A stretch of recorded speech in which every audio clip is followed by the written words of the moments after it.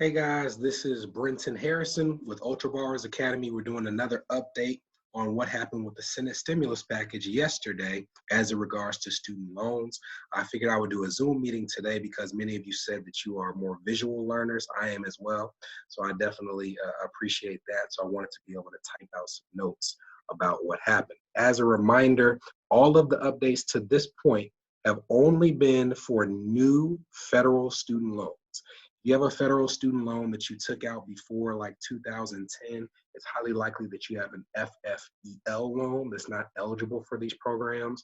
So this is just a reminder. We will have a resource for you at the end of this video, but this is for people who have federal owned loans, likely that they took out 2010 or later. Let's do a quick recap on how we got here. The first thing that the government did a few weeks ago, or a couple weeks ago, they said that they're going to do a 60-day freeze on interest accrual and basically said we're not going to charge you interest for the next 60 days. And what we wanted to show you was how that works with federal student loans. So let's give an example of a person who owes $100,000 at 5%. You might notice on your loan statements that there's two separate categories. There's a loan balance category and there's an interest category. Well, there's a reason that the federal government does this. Let's say this first year, charge 5% interest on this loan and the person doesn't make a payment. Well, they would have their $100,000 loan balance, and that would lead to $5,000 of interest payments, just 5% on $100,000. Now, what the federal government could do is they could add that $5,000 onto the loan balance itself, and the next year they would charge 5% on $105,000, which instead of $5,000 of interest would be more interest. It would be $5,250. They don't do that. Thankfully, the reason for this separate interest category is you will make your payment, or you won't make a payment. You'll have 5% on $100,000, and they'll put that $5,000 in the separate interest category. And they do that so that in the second year, when they charge that 5% interest again, it's on the initial $100,000 instead of $105,000. So that means that you still have $5,000 of interest that accrues in year two instead of the higher number that it could have been if they added these two numbers together. That's how it works when they are accruing interest. So what they were saying is for this 60-day period, we're essentially not going to add anything to this category over here. You won't see any additions. You won't see any rising balances in this interest category. And I wanted you guys to understand that even if you made payments during that period of time, you wouldn't have any of those payments applied to your actual loan balance until you had nothing left in this interest category. So in our example, you would have had to pay $10,000 before any of your payments actually affected your $100,000 loan balance. So I wanted you to understand that. That's why we did that initial video.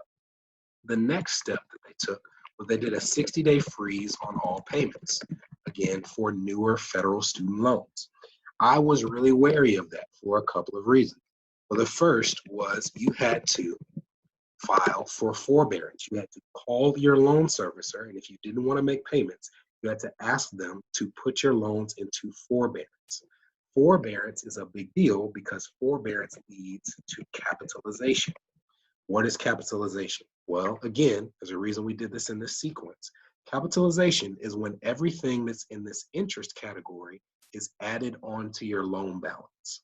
So for example, if we took this $10,000 that were over here and our loans capitalized, then what would happen is instead of $100,000 at 5%, we would now owe $110,000 at 5%, which again would lead to more interest. So you want to avoid capitalization if you can, but unfortunately, when you request your loans to go into forbearance, when you leave it, your loans automatically capitalize. The interest is added onto your loan balance.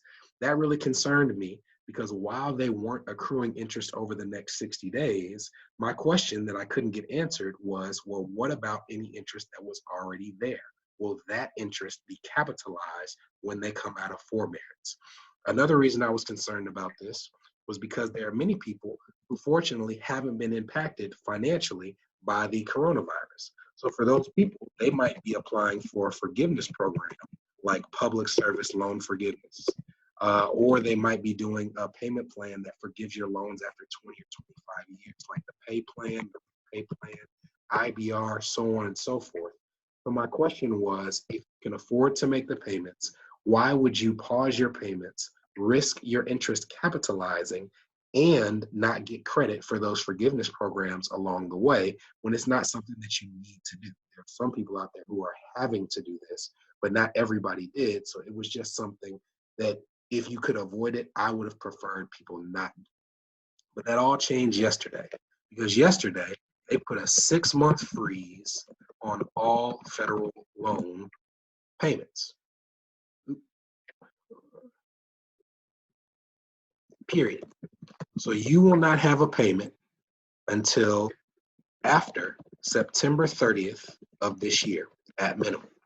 Now, this is really, really important because the way that they've written this legislation, at least by what I can see so far, is a tremendous change over the two prior ones. So the first is, this is automatic. You do not have to call your loan servicer to be put into forbearance. This will automatically happen if you have an auto draft for your loan payments. At some point, either this month or next month, you just won't have it anymore. It's not something you have to formally apply for. Now, that does technically mean that your loans are in forbearance, but I'm a little bit more optimistic about this because to me, there's no guarantee, but it would imply that since you didn't voluntarily put yourself on forbearance, that maybe your interest won't capitalize after this program. I would hope that's not the case. I don't know that for sure, but if I were a betting man, I would say that you might be okay because you don't have to go through the process of applying like you typically would.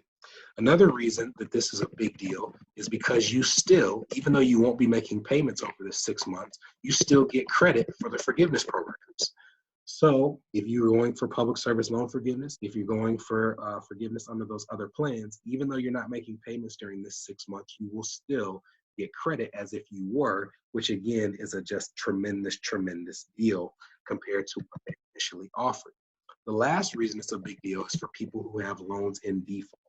Now, default is a tremendous thing. I think, don't quote me on that. I won't even put the day in case I'm wrong. If you have loan payments that are very late, 6 to 9 months, whatever the day is, then your loans are probably in default, which means that the federal government has put your loans with a collections agency.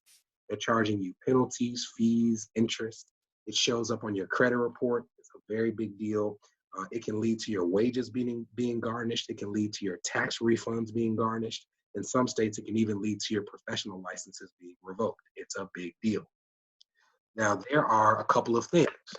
During this period of time, garnishments and collections for defaulted loans will stop. You won't have your wages garnished. You won't have tax refunds garnished. It's simply something you won't have to deal with. There's an even bigger benefit for defaulted loans because to get your loans out of default, there's an option that you can take called loan rehabilitation. It's essentially a process where if you make 9 monthly payments under certain parameters, you can have the default status removed from your loans, removed from your credit report. You can restore all of the privileges that come with having a federal student loan, like being able to have them forgiven. Well, the great thing is that during this period, they will also, for people who are in the rehabilitation program, they will count those 6 monthly payments towards your 9 that you need, even if you're not paying them. So what that means is if you are in default now and you're eligible to do loan rehabilitation, you need to call your collections agency, call your loan servicer, and ask to get formally placed into the loan rehabilitation program. Because if you do that, you'll be able to get 2/3 of the credit that you need towards getting your loans back in good status without making a payment at all, which is a tremendous opportunity. Now, there are still options for people out there who have older student loans. There are options out there to lower your payment. If you've lost your job, we can definitely set it up so that you can make sure that you're not paying right now as well. But it's not something that will happen automatically as a result of this program. But because of the response that we've had to these videos, what we've decided to do is we've decided to do a webinar on Monday, 11 a.m. Central, 12 p.m. Eastern. It's free to attend. We're going to put the link in my bio so you can go to my page and you can register. But we're going to do a webinar on how to negotiate a lower student loan payment. Now, this is for old borrowers and new borrowers. We're going to go through some of the rules for these plans that you can use in your benefit to make sure you have the lowest required payment possible. So this will not only be good for times like these, it'll be good regardless, because at some point these payments will continue. So I would highly encourage you to go to that link and register. We're going to send out the registration link and the video details for everybody who registers in advance. Even if you can't join us live, we'll send out the video after, but I definitely encourage you to join live so that you can ask any questions that you might have. So spread this out, send it to your friends. We want to help as many people as possible. Again, this is free to the public, no cost to attend. We just want to make sure that during this time you have the resources that you need to get the help that you need. Again, stay safe. Thank you for your support, and we'll keep posting these updates as needed. I'll talk to you soon.